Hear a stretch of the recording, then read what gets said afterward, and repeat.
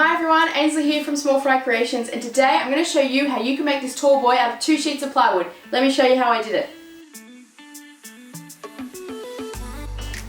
I am so excited. Today starts probably my biggest build that I have done to date, which is going to be a tall boy. I've gone ahead and already got my plywood from the hardware store. I've got them to break it down in half down the middle so that I can get it back in the car. I've also taken the time and completely sketched everything out in SketchUp and created myself a build document. This details all of the components. It also details how I need to lay them out in the plywood so that I'm efficient. So my first step is I'm going to go through all of my plywood pieces. I'm going to label exactly what I need to get out of each piece so there's no confusion and hopefully my stress levels will stay low, and then we can start to break down the plywood.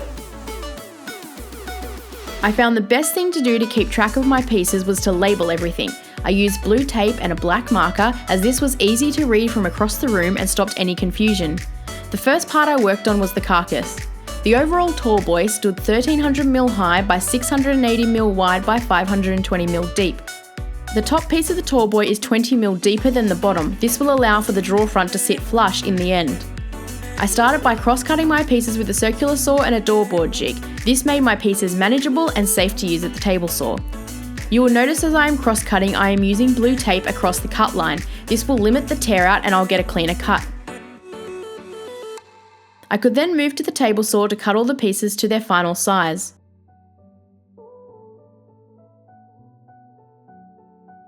With the top and bottom cut, I could move to gluing and screwing the carcass together. For this build, I'll be using pocket holes. They are a strong joint and you won't see any of the pocket holes, so they are the perfect solution. I drilled the pocket holes on the top and bottom of each side and spaced them apart 100mm each.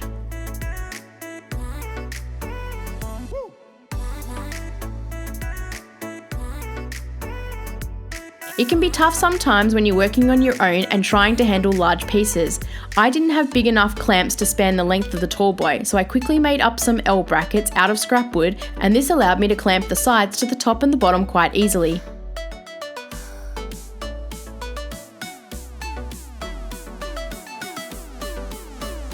When it came to putting the second side on, I worked with gravity, which made everything easier and came together quickly and nicely. When screwing in the pocket holes, I found it best to screw in the outer screws first and then move to the middle. This will stop the board from moving as much and getting things out of alignment.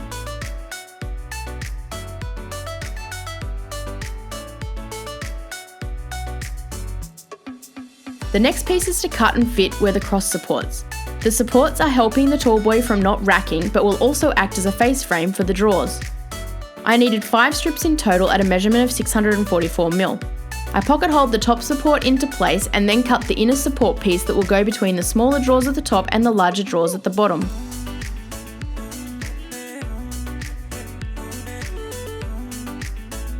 I pocket holed down both sides of the inner support piece and across the front. I took one of the support pieces and pocket holed this to the front of the inner support.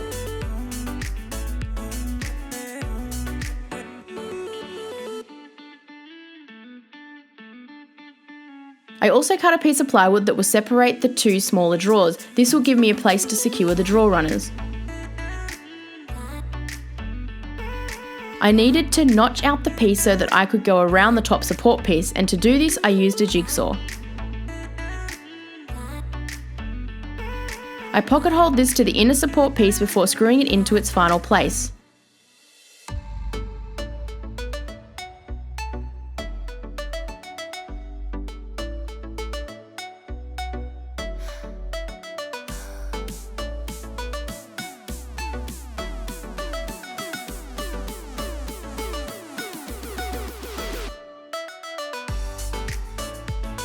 I cut a 200mm spacer from scrap wood and used this as my spacer for the other support pieces.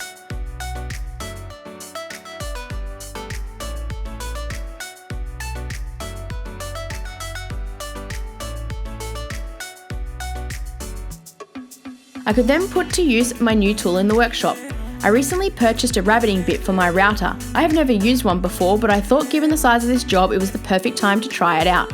They are super easy to use. My only tip is to not make the hole cut at once. I found if I did this, then the plywood would tend to chip out. I made a light pass first and then would complete the cut on the second pass. I used my trim router as it is easy to control and made my way around the tall boy.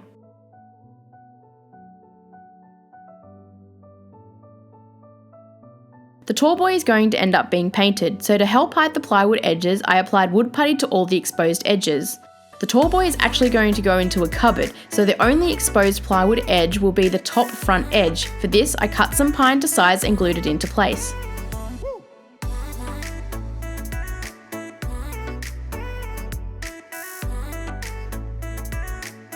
The tall boy is over on the other side of the workshop drying with all its wood putty and edge banding, so while that's doing its thing, let's start working on the base. I'm just using very simple 42mm square pine, remembering that this tall boy is really more function than it is form. We want to maximize our storage and our space, so our base is very low lying, which is exactly what we want. I'm going to use the miter saw to cut everything to length, and then I'm going to use pocket holes to join it all together, and then we can attach it to the tall boy.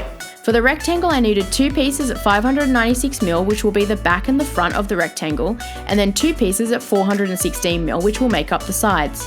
The total height of the base is 65mm, so I needed 4 pieces cut to this measurement. I used pocket holes to bring the base together, and I also installed levelling feet.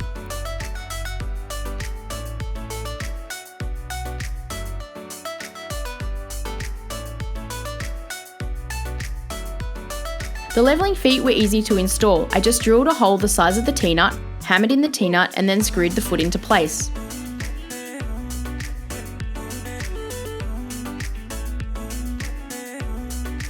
When it came to securing the base to the tall boy, I didn't use glue.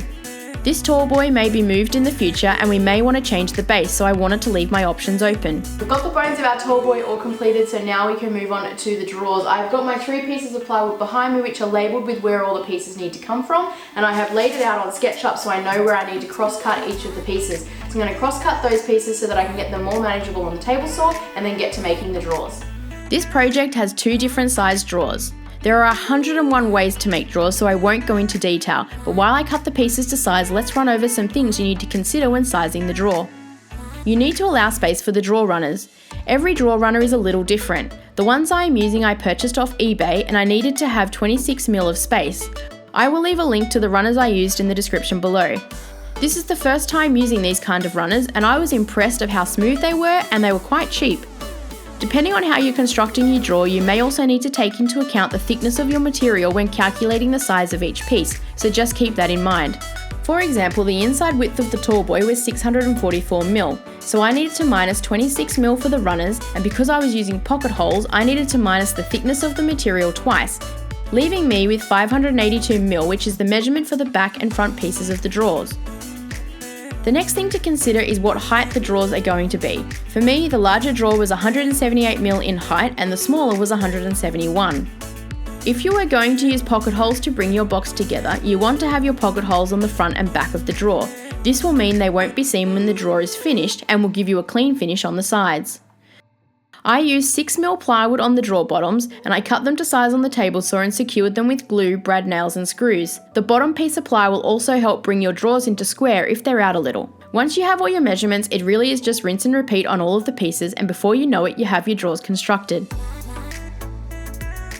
When it came to attaching the drawer runners, I used a scrap piece of plywood and clamped this to the cross support pieces. I would then use a level and clamp the back piece into place. I then screwed the runner into place. I repeated this for all the drawer runners.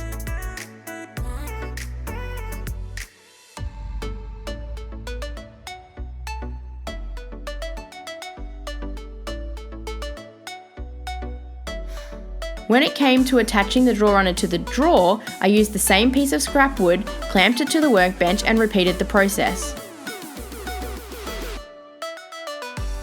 The drawers could then be test fitted.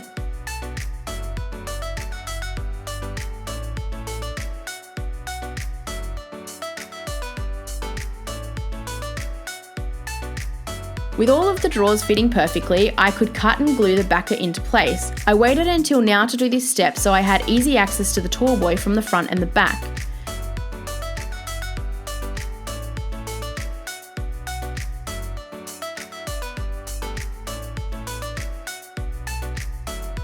It was then time to cut the drawer fronts to size. The drawer front measurements were 680mm wide by 216mm high.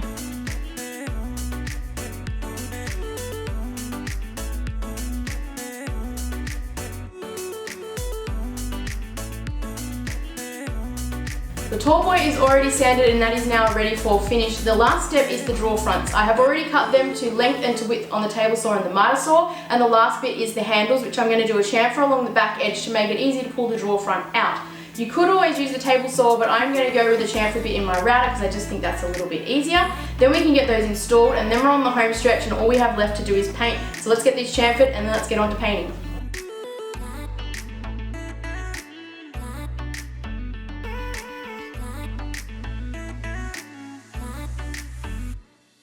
I won't bore you with video of painting. I simply undercoated and applied 3 top coats of white. When it came to attaching the drawer fronts, I went with the following method. I cut a 25mm spacer from scrap, and after securing the bottom drawer into place, I would put the scrap on top of the drawer and then I could clamp the next drawer front into place and secure it from the backside. I continued this all the way up the tall boy, securing each of the drawer fronts one by one.